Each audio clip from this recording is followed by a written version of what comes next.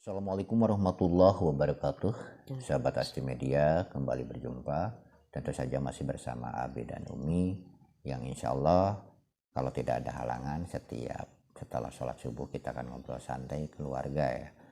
Dan insya Allah pada pagi hari ini kita akan membahas tentang jenis-jenis rezeki dari Allah Subhanahu Wa Taala. Jadi macam-macam rezeki yang diberikan Allah Subhanahu Wa Taala agar kita semua memahami, Umi juga paham, teman-teman juga lebih mantap ya dalam mencari rezeki, dan kalau sudah paham jenis-jenis rezekinya. Karena seperti yang telah disampaikan dalam salah satu hadis ya, bahwa ketika kita di dalam rahim ibu itu sebenarnya kita sudah ditentukan 4 macam. Nah, ada tingkat-tingkatan kan, dari mulai nutfah ya sampai dengan segumpal daging itu ditentukan 40 hari, 40 hari, 40 hari. Makanya ada hajatan 4 bulan kayak gitu. Sebenarnya itulah. Karena memang ketika usia bayi 120 hari ya, maka dalam bentuk daging itu maka diutus malaikat yang akan menuliskan 4 ketentuan untuk bayi tersebut ya. Yang pertama adalah dalam hal urusan rezekinya, usianya ya, terus juga pekerjaannya, untung atau ruginya itu sudah ditentukan. Nah seperti itu. Jadi kita sebenarnya nggak perlu repot ya, karena memang semuanya sudah diatur Allah Subhanahu Wa Taala. Nah yang akan kita tekankan kan tadi ada ditentukan urusan rezekinya. Jadi kita sudah ditentukan urusan rezeki ya oleh Allah Subhanahu Wa Taala. Nah rezeki itu sendiri teman-teman, supaya paham, jadi ada beberapa jenis rezeki ya. Yang pertama, nah yang dimaksud dengan rezeki yang sudah ditentukan adalah rezeki yang telah dijamin Allah. Nah ini jadi ada rezeki yang telah dijamin Allah. Nah untuk rezeki yang setelah dijamin Allah, mau berusaha atau tidak kita tetap akan mendapatkannya. Nah itu, tapi ada juga orang yang salah paham, karena rezeki sudah dijamin Allah maka diam saja gitu, tidak mau usaha. Nah itu salah juga ya, karena memang itu kita butuh ilmu yang lainnya untuk menggali hal itu gitu. Nah jadi teman-teman, rezeki kita ada yang sudah ditentukan. Hal ini sejalan dengan apa yang disampaikan Allah Subhanahu Wa Taala di dalam surah Al-Hud ayat 6 ya, yang artinya kurang lebih seperti ini: tidak ada satu makhluk melata pun yang bergerak di atas bumi ini yang tidak dijamin Allah rezekinya.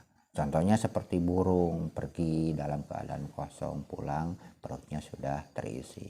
Jadi semuanya sudah dijamin. Contoh, jangan ini ya kalau kita perhatikan, makanya setiap makhluk yang diciptakan Allah itu sebenarnya ada manfaatnya. Contoh, rezeki cicak misalkan. Kalau kita perhatikan sebenarnya itu tersembunyi pelajaran buat kita. Contoh cicak, kita perhatikan cicak ya. Di rumah kan selalu ada cicak. Rezekinya itu nyamuk yang terbang, sementara cicak menclok atau ya diamnya di dinding, gak mungkin. Nah tapi lihat bagaimana Allah memberikan rezeki terhadap cicak itu kan. Apakah cicak yang mencari terbang? Gak mungkin kan. Sementara makanannya itu nyamuk yang terbang ya. Tapi lihat ya, kadang-kadang nyamuk itu sendiri yang nyamperin si cicak, ketika Allah telah menghendaki bahwa nyamuk tersebut menjadi rezekinya si cicak itu. Itu salah satu contoh rezeki yang dijamin. Kadang-kadang kita lagi diam ya, tidak usaha gitu, tiba-tiba ada yang ngasih ya, menggerakkan orang tersebut. Pernah kan kita kejadian ya suatu, ini kisah nyata ya, dulu ya pernah kejadian.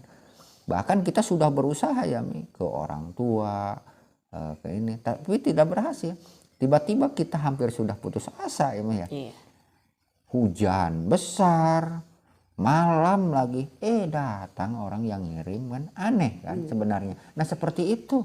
Jadi ketika Allah sudah menurunkan pertolongan, ingin memberikan rezeki, ya bagi Allah sih gampang-gampang saja, bahkan di luar dugaan pun. Atau kita sebenarnya sering yang ngalami hal-hal yang di luar nalar lah teman-teman. Pernah suatu hari kita, Umi sedang hamil tua, terus ceritanya kita gak punya duit, motor juga ya pokoknya masalah motor ya waktu itu mau diambil gitu. Karena waktu itu nyicil, ya makanya sampai sekarang lah gak mau nyicil lagi, ya, mendingan beli lah, beli kontan. Ya tiba-tiba ada saja ya pertolongan dan orangnya juga sampai hari ini tidak bisa dihubungi gitu. Tiba-tiba jam 12 malam, coba teman-teman, jam 12 malam ada yang ngasih uang 5 juta lagi. 5 juta tengah malam, terus orangnya nggak bisa dihubungi lagi. Nah, itu kan hal yang aneh. Nah, itu adalah rezeki yang sudah dijamin Allah contohnya. Nah, ketika Allah sudah menghendaki ya nggak ada yang mustahil gitu. Tapi ya tetap saja kita harus melalui proses usaha. Ya ini ya, jadi tidak ada satupun makhluk melata di muka bumi ini yang tidak dijamin rezekinya. Ketika nyawa masih ada, makanya jangan ragu lah, ketika nyawa masih ada, artinya Allah masih menyediakan rezeki untuk kita gitu. Jangan putus asa. Oh, kadang-kadang susah karena memang kita rezekinya itu ukurannya ke uang. Nah itu yang salah. Padahal rezeki kan bukan hanya itu. Ya. Seharusnya seperti ini. Oke lah kita punya uang. Punya uang untuk apa? Untuk beli makanan. Kalau makanannya ada, ya sebenarnya uang kalau misalkan uangnya untuk memenuhi kebutuhan, kecuali untuk kemauan mana gak bakalan ada selesainya ya. Gitu. Ya. Tapi makanan ada. Makanan misalkan tidak ada tapi masih diberikan tenaga, kekuatan. Karena tujuan dari makan itu untuk mendapatkan kekuatan. Jadi seperti itulah. Jadi kita simpel-simpel saja sebenarnya berpikir dalam masalah urusan rezeki. Makanya ya alhamdulillah kita mah gak pernah ribet ya ya gak pernah ribet memikiran masalah itu. Jadi nyantai aja teman-teman, karena yakin bahwa rezeki itu sudah dijamin Allah selama kita mau berusaha.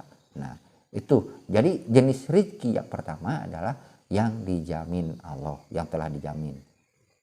Rezeki karena usaha. Nah ini yang kedua adalah rezeki karena usaha. Nah ini yang sering diusahakan oleh manusia itu, yang banting tulang itu, yang kadang-kadang nauzubillah sampai melupakan Allah yang menciptakan. Banyak orang yang tertipu ya dengan ini, dengan rezeki karena usaha. Jadi mengandalkan tenaga sendiri, melupakan Allah kadang-kadang. Tandanya seperti ini. Misalkan bekerja, mohon maaf ya ke tukang bangunan, mohon maaf ke ini hanya contoh saja. Ya misalkan bekerja di suatu misalkan menjadi tukang bangunan, misalkan hanya maksimal 150 ribuan misalkan pasaran ya, atau 100 ribu. Tapi ada yang berani meninggalkan sholat misalkan, kan luar biasa. Atau misalkan demi sesuatu yang lebih kecil kita meninggalkan sholat duha misalkan. Padahal di dalam sholat duha itu dijelaskan misalkan ya bahwa nilainya itu lebih besar daripada dunia dan segala isinya. Kalau dijual misalkan teman-teman gitu. Tapi kan kita lebih memilih apa? Memilih yang nilainya sedikit. Nah seperti itu. Itu kan kita, sebenarnya sudah tertipu. Makanya dunia itu digambarkan oleh Rasulullah itu seperti bangkai, saking tidak berharganya. Ya, gitu, saking tidak berharganya. Nah, jadi kita harus memahami masalah rezeki. Jadi rezeki ada yang sudah dijamin dan keduanya adalah rezeki karena usaha. Nah, ini biasanya sering tertipu. Ya. Jadi Allah sangat menghargai usaha kita. Ya. Makanya ada rezeki dikarenakan usaha. Jadi orang yang banting tulang, yang mungkin rezekinya akan berbeda dengan apa yang didapatnya, maksudnya dengan orang yang tidak berusaha maksimal. Ya, tapi jangan salah. Yang kemakan belum tentu yang benar-benar menjadi rezekinya. Kadang-kadang pernah ya mengalami seperti ini. Kita punya rezeki agak gede, tiba-tiba ada saudara datangan, tiba-tiba ada yang pinjam, tiba-tiba lama lagi misalkan pinjamnya gitu sampai kita nggak punya duit kan gitu. Karena memang rezekinya itu. Ada juga yang tiba-tiba datang, yang biasanya juga gak datang atau kita nggak pernah bertemu teman-teman sebelumnya. Tapi ketika kita ada rezeki, kok tiba-tiba nongol orang itu gitu, dan kita ada keinginan untuk memberi. Nah seperti itu berarti kan rezeki dia gitu kan. Ya. Nah jadi pada dasarnya sebesar apapun yang benar-benar kita makan hanya sekian lah. Contoh ya, orang yang misalkan mobilnya banyak sampai ribuan, perusahaan misalkan sampai puluhan, dengan jumlah karyawan yang ribuan, paling berapa kan yang dimakan? Makannya kita nggak ada misalkan orang kaya yang makannya sekarung nih, tetap aja satu piring ya. Pada dasarnya kita makannya jangan sampai serakah. Ya yang kita makan itu, karena rezeki yang sebenarnya yang kita makan. Dan yang barokah itu yang bisa menunjang, lebih menggiatkan lagi ke ibadah. Kalau ya seperti itu. Nah jadi rezeki karena usaha adalah sesuatu yang menjadi ketentuan Allah. Jadi orang yang berusaha itu akan dihargai. Nah ini sejalan dengan apa yang disampaikan Allah ya. Tidaklah manusia mendapatkan apa-apa kecuali apa yang dikerjakannya. Nah, atau dalam inilah makasabat alaiha maktasabat, seperti itu kan. Ya. Tidaklah manusia mendapatkan apa-apa kecuali apa yang dikerjakannya. Jadi ketika kita jangan takut ketika kita berusaha sekuat tenaga ya, mengejar cita-cita, mengejar keinginan, Allah pasti menghargai. Karena Allah itu asyakur. Allah itu asyakur. Manusia itu ya kadang-kadang mengkhianat, tapi Allah itu asyakur. Artinya ya selalu berterima kasih. Jadi Allah akan menghargai. Ya, menghargai apa? Menghargai kerja keras kita. Nah, karena usaha. Ya. Yang kedua jadi rezeki karena usaha. Terus yang ketiganya rezeki karena bersyukur. Ya, ini kayak nggak ada hubungannya. Ada penjelaskan kan, lain syakartum laji dan akum ya. Sesungguhnya jika kamu bersyukur pasti kami akan menambah apa? Nikmat kepadamu ya. Dengan bersyukur. Contoh, nih, ketika kita bersyukur akan datang nikmat yang lainnya. Berbeda dengan kufur ya. Contoh ketika kita bersyukur ada kebahagiaan tersendiri, itu adalah nikmat tambahan. Contoh kita bisa memberi, rasakan ya, ya. Kan kita sering merasakan ya. Ada rasa kebahagiaan teman-teman ketika kita mampu memberi anak yatim, memberi orang yang fakir, ketika ada rezeki lebih. Nah kebahagiaan itu adalah nikmat tambahan. Belum lagi dari yang lainnya. Ya seperti itu. Karena dengan bersyukur itu akan mendatangkan nikmat yang lainnya. Allah akan menambahnya. Contohnya misalkan dengan memberikan kesehatan. Ada yang karena makan, nih contoh ya, karena tidak bersyukur. Contoh, ada yang akibat makanan justru mendatangkan penyakit. Seharusnya karena makanan itu mendatangkan misalkan tenaga yang lebih, semangat lebih. Ada ketika makan tiba-tiba masuk ke rumah sakit karena makanan tersebut. Ya kan? Nah, itu jadi ya hati-hati. Kita juga harus memikirkan secara hakikat. Ya, jadi ketika kita bersyukur, insya Allah kita akan ditambah nikmat yang lainnya. Karena itu janji Allah. Ya. Dan caranya bersyukur bagaimana? Kita menggunakan nikmat yang diberikan Allah itu sesuai dengan apa yang diinginkan oleh yang memberi nikmat. Contoh, kadang-kadang kita mah belum saja bisa bersyukur, mensyukuri nikmat yang sudah ada, sudah minta yang lainnya. Contoh, kita misalkan diberikan nikmat, kita bisa beli motor misalkan. Maksimal nggak motor untuk mempercepat jalannya ke masjid, misalkan untuk mempercepat kita pergi ya ibadah gitu, atau kita diberi nikmat tambahan uang, apakah bisa untuk untuk menambah nilai ibadah kita gitu. Karena ketika kita diberi kekayaan itu lebih banyak peluangnya, ya bisa naik haji kan. Bisa bersedekah, bisa membangun masjid, bisa memberi wakaf dan lain sebagainya. Peluangnya sangat besar untuk mendapatkan ridho Allah. Makanya ya disuruh kita kaya kan gitu. Nah, jadi rezeki karena bersyukur teman-teman. Jangan takut ya. Ketika kita mendapatkan nikmat segera bersyukur ya. Bersyukur pertama kita ucapkan alhamdulillah. Nah, yang keduanya kita menempatkan nikmat tersebut sesuai dengan apa yang diinginkan. Ya seperti tadi contohnya, ketika kita punya sepeda butut ya misalkan, ya udahlah pakai ibadah untuk wujud syukur, misalkan pergi ke masjid. Nah, baru minta setelah kita bisa memanfaatkan itu, baru minta yang lainnya. Oke lah, minta motor. Motor langsung pakai lagi untuk menunjang ibadah. Baru kita nggak malu untuk minta mobil. Kenapa? Karena yang ini sudah bisa. Yang ini tidak disyukuri, udah minta yang lainnya gitu kan. Jadi syukuri dulu. Misalkan kita dikasih rumah nih, manfaatkan rumah itu jangan seperti kuburan untuk beribadah ya. Kalau misalkan sebelum punya rumah, misalkan rumah petak atau rumah kontrakan, ya mungkin atau masih ikut orang tua karena terganggu ya. Sekarang kan nggak ada alasan misalkan untuk tambah-tambah ibadah. Nah seperti itu wujud dari rasa syukur kita ya. Terus yang keempatnya adalah rezeki tak terduga. Nah kadang-kadang seperti tadi disampaikan pernah kita ada juga rezeki yang tak terduga ya. Kalau yang misalkan kita kerja misalkan gaji 100.000 sehari itu mah bukan tak terduga, itu mah udah jelas ya. Ya, tapi barang siapa yang bertakwa kepada Allah niscaya dia akan menjadikan baginya jalan keluar dan memberinya rezeki dari arah yang tidak disangka-sangka. Wa may yattaqillaha yaj'al lahu makhraja wa yarzuqhu min haitsu la yahtasib. Nah, inilah. Jadi modalnya apa? Takwa. Ketika kita sudah bertakwa akan diberikan jalan keluar dan diberi rezeki dari arah yang tidak disangka-sangka. Itu. Jadi modalnya takwa. Apa itu takwa? Takwa itu menjalankan perintah Allah dan menjauhi larangannya dengan sekuat tenaga. Atau merasa takut untuk tidak melaksanakan perintahnya. Merasa takut untuk melabrak atau melanggar larangannya. Seperti itu. Ketika kita tidak mendapatkan rezeki yang terduga berarti kita kurang bertakwa. Gitu aja lah. Ya simpel kan. Nah, terus rezeki karena istighfar. Nah, pernah ya kita sampaikan juga. Jadi sering-seringlah kita membaca istighfar. Karena istighfar itu juga akan mengundang rezeki ya. Nah jadi kelimanya adalah rezeki karena istighfar. Kayak gak nyambung ya, kayak gak nyambung ya. Padahal semua permasalahan itu sumbernya dari dosa kita. Nah ketika kita banyak beristighfar, maka ketika kita berdoa, misalkan karena istighfar, dosa kita terampuni. Nah ketika kita sudah bersih, ketika kita memohon apapun pasti Allah mengabulkannya. Karena di antara doa itu kan ada yang untuk menutupi dosa-dosa kita. Ya mungkin ketika kita berdoa ya dipakai dulu untuk menutupi dosa-dosa kita. Karena sering-seringlah kita beristighfar. Istighfarnya yang mana saja yang teman-teman bisa ya.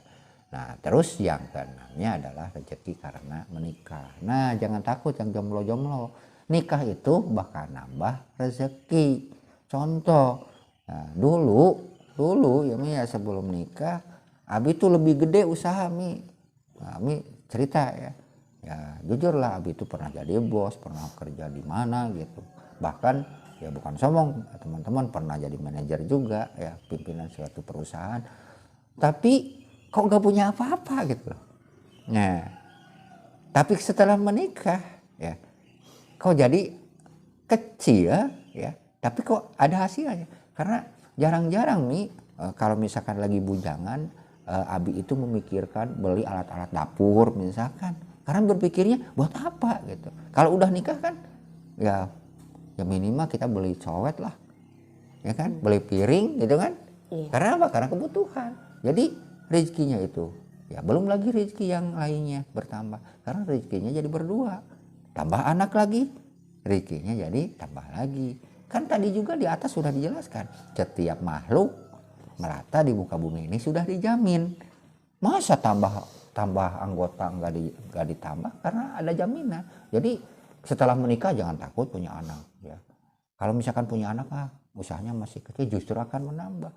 Seolah-olah rezeki yang menanggung rezeki anak tuh kita gitu. Kalau punya pikiran seperti itu kan kayak gitu ya.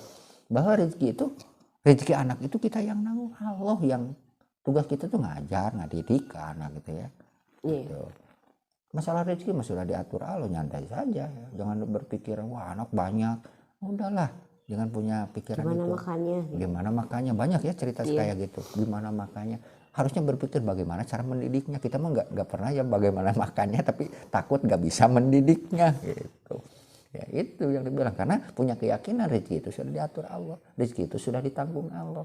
Ya tadi juga makhluk yang ada di muka bumi ditanggung. Semakin banyak ya Allah sendiri yang nanggung. Nyantai saja orang tua mah. Masa mikirin yang sudah ditanggung Allah kan gitu. Nah jadi karena menikah, nah ya jomblo ya jomblo di sana yang takut menikah karena belum mapan, ya udahlah nikah insya Allah ya rezeki. Ya karena ya inilah buktinya ya. Terus rezeki karena anak ini sama saja yang tadi ya. Yang tujuhnya rezeki karena anak. Anak itu mengundang rezeki teman-teman ya. Kadang-kadang ya deh, contoh ini. Kadang-kadang kita misalkan ke istilahnya ke kendurian lah teman-teman. Misalkan berkumpul karena ada syukuran tetangga, kita bawa anak ini kebetulan. yang harusnya cuma 2 misalkan bawa, karena anak ikut jadi beberapa kan. Belum lagi manisan ini untuk anak.